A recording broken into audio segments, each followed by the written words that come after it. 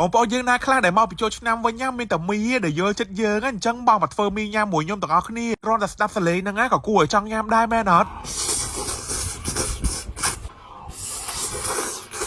សម្រាប់នៅថ្ងៃនេះផ្ទាល់គឺខ្ញុំនាំទាំងអស់គ្នាមកធ្វើមីហឹលញ៉ាំជាមួយគ្នាទៀតហើយប៉ុន្តែលើកនេះគឺថាខ្ញុំដាក់ជាមួយនឹងហែមម្ដងនៅទាំងអស់គ្នាសម្រាប់មីវិញគឺបងប្អូនយើងឆ្លាញ់មីមួយណាអាចយកមីមួយនឹងបានហើយសម្រាប់ឥឡូវនេះគឺខ្ញុំស្រស់មីរបស់យើងបានរួចរាល់ហើយសម្រាប់ខ្ញុំគឺខ្ញុំអត់ចូលចិត្តញ៉ាំរីកពេកទេអញ្ចឹងយើងស្រស់មកល្មមមកតបមកទៀតយើងចាប់ផ្ដើមហែកជាមួយនឹងកំប៉ុងហែមនេះហើយទាំងអស់គ្នាចំពោះហែមនេះគឺទាំងអស់គ្នាឆ្លាញ់មួយណាអាចទិញមួយនឹងបានអញ្ចឹងណាហើយសម្រាប់ហែមនេះក៏ខ្ញុំទិញមកលើកទី1ដែរដឹងថារសជាតិរបស់វាបែបណាតែវាទៀតខ្ញុំប្រាប់បងប្អូនយើងចំពោះហែមនេះគឺវារៀងនៅឆៅឡើយអញ្ចឹងយើងអាចយកមកជៀនដូចខ្ញុំបែបនេះក៏បានគឺក៏បងប្អូនយើងអាចយកទៅស្រស់អីតាមចំណង់ចំណូលចិត្តរបស់បងប្អូនអញ្ចឹងណាមកទៀតគឺខ្ញុំចាប់ផ្ដើមចាក់សោសជាមួយនឹងមីហឹលរបស់យើងចូលអ្នកគ្នាគាត់ដាក់សោសភ្លាមហ្នឹងហ្នឹងឈួរចេញមកហ្នឹងគឺថាឃ្លានភ្លាមហ្មងគាត់តែមើលពណ៌នៃមីក៏ទាំងអស់គ្នាលេវទឹកងាត់ដែរបាទអត់ចំពេលដែលប៉ុនបញ្ចូលឆ្នាំរបស់យើងទុំតែចាប់ភ្លាមចេះគឺថាមានតែមីដែលយល់ចិត្តយើងក៏ពីដាក់ហែមអីរួចរាល់ហើយខ្ញុំបន្ថែមជាមួយនឹងពងមាន់ជាប់ខ្នៅមួយបែបនេះទៀតទាំងអស់គ្នាទូទឹកកកមកឃើញគីមឈីទៀតអញ្ចឹងយើងបន្ថែមគីមឈីមកយើងរោជាមួយនឹងល្ងបន្តិច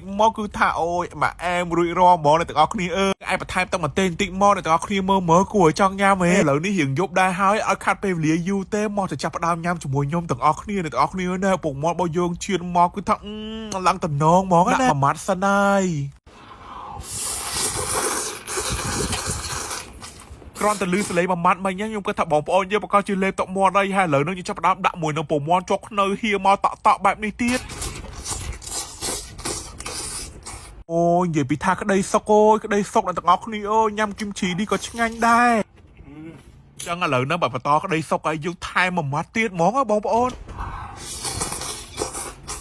អើយចំពោះរសជាតិនៃហែមនេះអ្នកទាំងអស់គ្នារៀងប្រៃបន្តិចបងប្អូនយើងណាដែលចូលចិត្តអីប្រហែលជាត្រូវសម្រាប់ថ្ងៃហ្នឹងគឺថាលោអ្នកទាំងអស់គ្នាតែប៉ុណ្្នឹងទេនឹងបញ្ចប់សូមដាក់មួយម៉ាត់ទៀតសិនចឹងសម្រាប់ថ្ងៃនេះគឺខ្ញុំមានតែប៉ុណ្្នឹងទេបាយបាយបងប្អូន